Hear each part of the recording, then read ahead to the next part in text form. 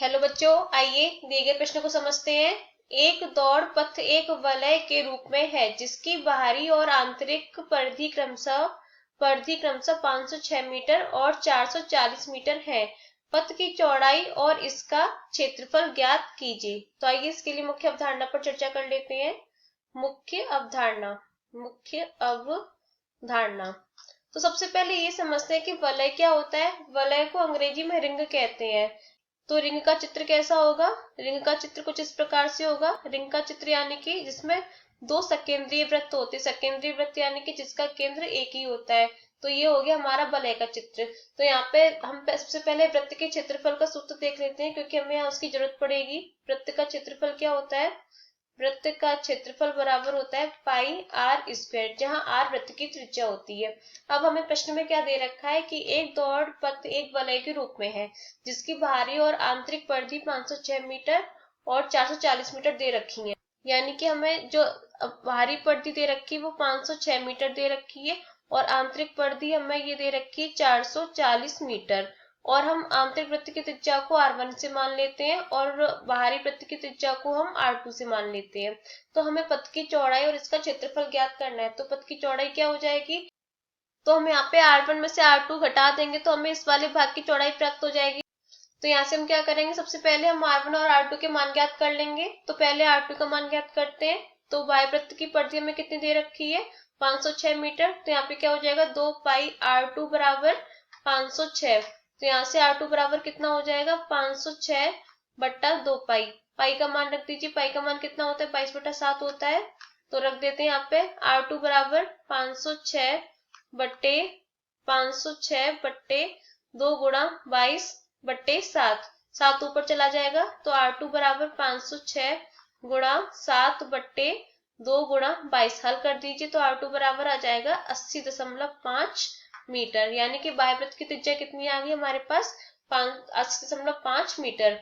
अब हम R1 का मान ज्ञात कर लेते हैं। तो आंतरिक वृत्त की परिधि हमें कितनी दे रखी है यहाँ पे, 440 मीटर। तो क्या हो जाएगा, 2 पाई R1 बराबर 440। तो यहाँ से R1 बराबर 440 बट्टे 2 पाई। तो यहाँ से R1 बराबर कितना हो जाएगा, 440 बट्टे 2 गुणा पाई का मान 22/7। 7 ऊपर चला जाएगा। R1 बराबर 440 गुणा 7/2 गुणा 22। हल कर देते हैं इसको। 22 से 444 20 बार कट जाएगा और 2 से 20 10 बार कट जाएगा। तो R1 बराबर कितना आ जाएगा, 10 सत्ते 70 मीटर। तो यहाँ से हम चौड़ाई ज्ञात कर सकते हैं। हमारे पास R1 R2 आ गए। तो पथ की चौड़ाई कितनी हो जाएगी, पथ की चौड़ाई बराबर हो जाएगी, चौड़ाई बराबर R2 माइनस R1। तो हो जाएगा R2 का मान 80.5 माइनस R1 का मान 70। तो कितना हो जाएगा, बराबर 10.5 मीटर। तो हमारे पास पथ की चौड़ाई कितनी आ गई, 10.5 मीटर। तो हमारे पास ये पहला उत्तर आ गया। अब हमें दूसरा प्रश्न क्या पूछा है, पथ की चौड़ाई और इसका क्षेत्रफल ज्ञात कीजिए।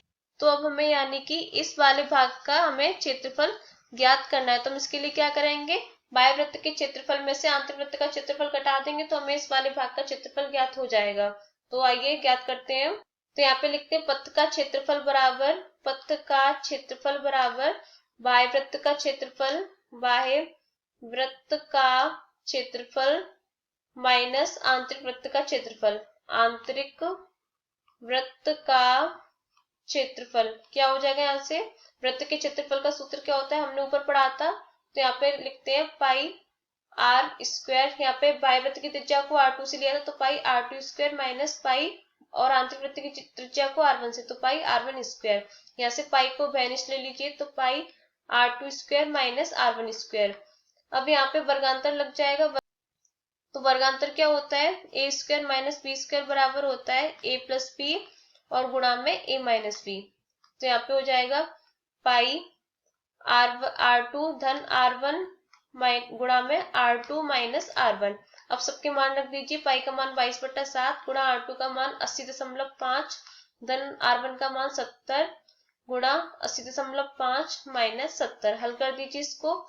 तो 22/7 गुणा 80.5 प्लस 70 कितना हो जाएगा, 150.5 गुणा 10.5।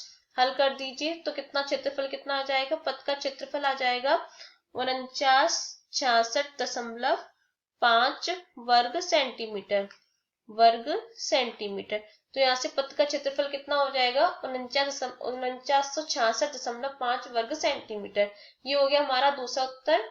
आशा करते हैं कि आपको प्रश्न समझ में आया होगा। धन्यवाद।